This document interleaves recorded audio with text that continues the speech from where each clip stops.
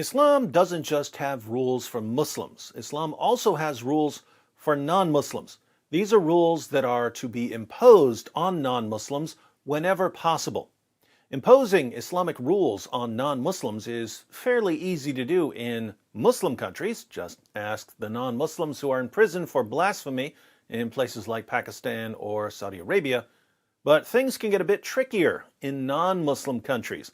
That's where Muslim speakers and leaders and apologists have to get creative.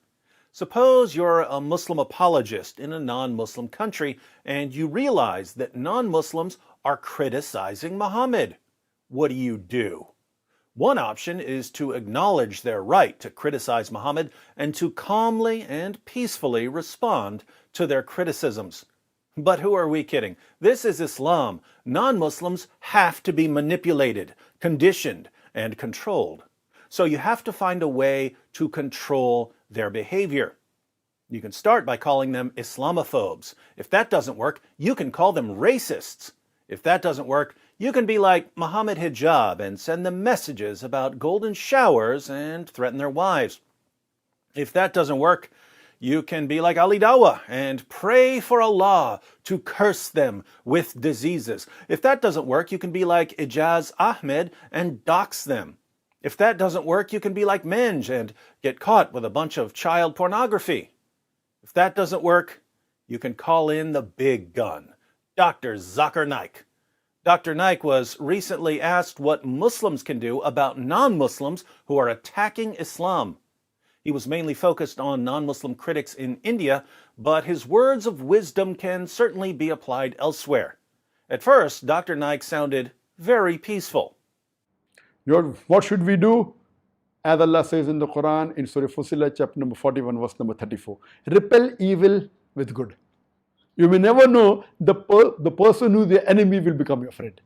So if they are abusing you, if they are calling you with names, illogically blaming you, repel evil with good. You be kind to them. Be kind to them. What a lovely message. Unfortunately, Dr. Naik made it clear that the be kind to them approach only applies in places where Muslims are completely outnumbered and are unable to enforce Islamic law. You be good to them.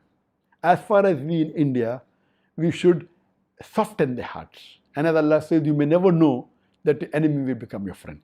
But there are countries where Muslims outnumber the non-Muslims, and the Muslims are able to enforce Sharia.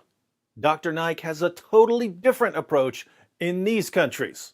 Non-Muslims who criticize Islam should be prosecuted.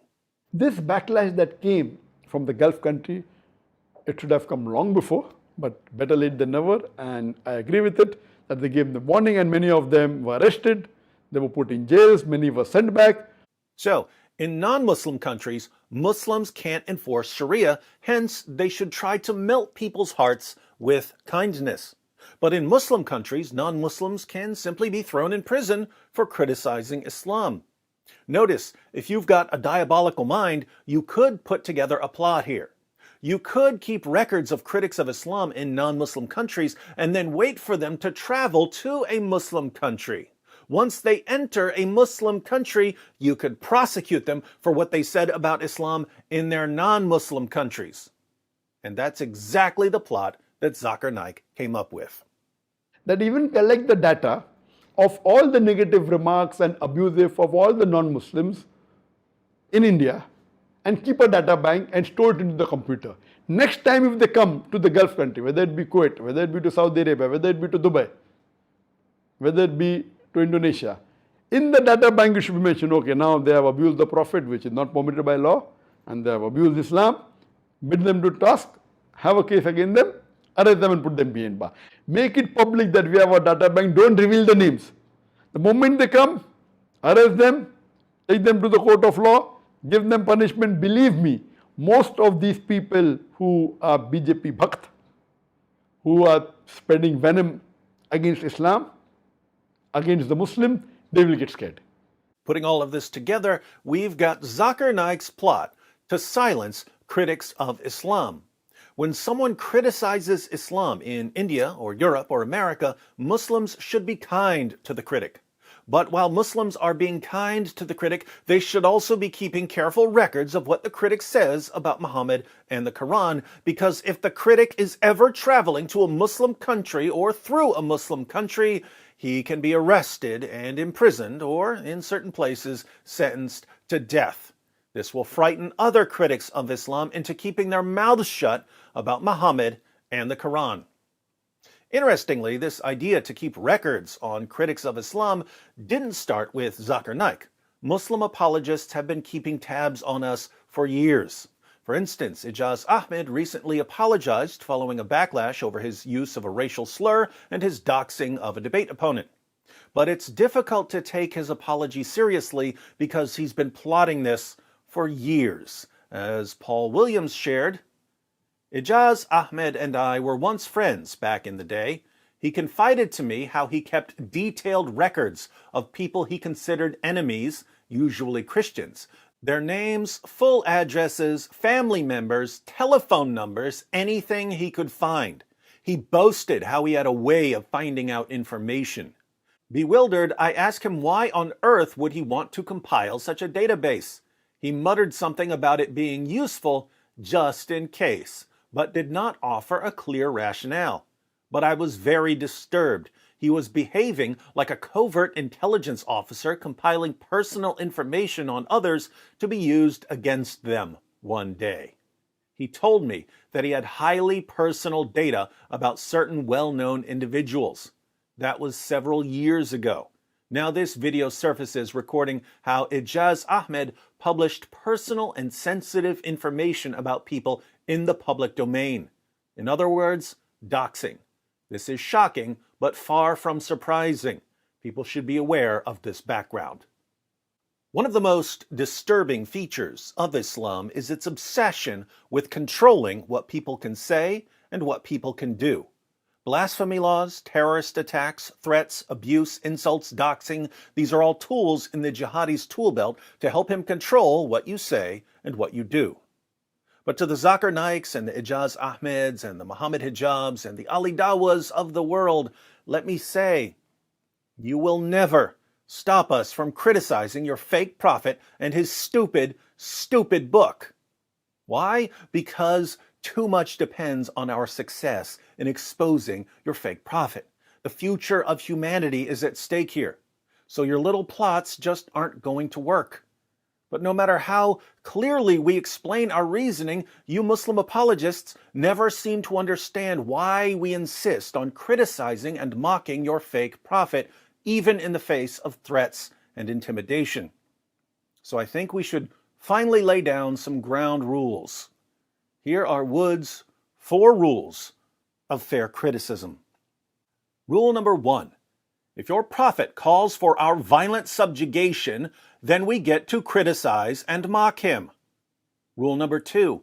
If your prophet promotes hatred and contempt and bigotry towards us and towards our families and towards our friends, then we get to criticize and mock him.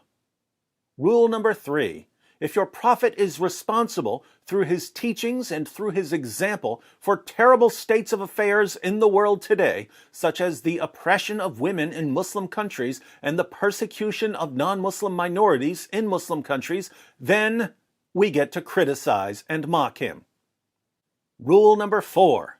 If your prophet had sex with a prepubescent girl and married the wife of his own adopted son, and received revelations that gave him special moral privileges, and thought he was demon-possessed, and tried repeatedly to hurl himself off a cliff, and claimed to be the victim of a magic spell that gave him delusional thoughts and false beliefs, and admittedly delivered revelations from the devil, and declared that the sun sets in a muddy pool and that stars are missiles that God uses to shoot demons, and ordered his followers to drink camel urine and to squat while peeing, and walked around covered in semen and sucked on the tongues of little boys, then we get to criticize and mock him. Those are the rules. And guess what? Your prophet did call for our violent subjugation. He did promote hatred and contempt and bigotry towards us and towards our families and towards our friends. He is responsible, through his teachings and through his example, for terrible states of affairs in the world today. He did have sex with a prepubescent girl. He did marry the wife of his own adopted son. He did receive revelations that gave him special moral privileges. He did think he was demon-possessed. He did try repeatedly to hurl himself off a cliff.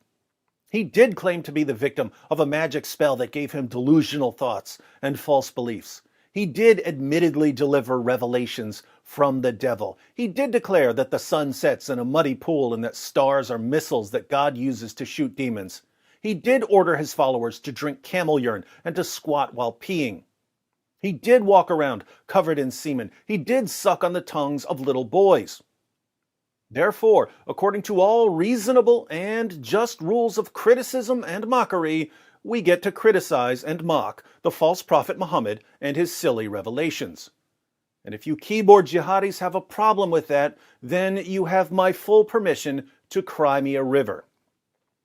But under no circumstances do you get to silence us or in any other way impose the commands of an illiterate 7th century caravan robber on us. Any attempts to silence us, whether through terror or threats or doxing or deplatforming or luring us to a Muslim country to have us prosecuted, will result in even more relentless criticism and mockery. Like it or not, your prophet is the most mockable person in history, and it's completely, utterly, totally his fault. He said what he said. He did what he did. His teachings and his actions are on him. So if you don't want us mocking your prophet, get a new prophet. Just make sure your new prophet is the exact opposite of that child-molesting, wife-beating, slave-trading, promise-breaking, captive-raping moron you're following now. For those of you who don't follow history's most obvious false prophet, be sure to check out some of my other responses to Zakir Naik. I know he makes it easy by using such dumb arguments, but just because he makes it easy doesn't mean it's not fun.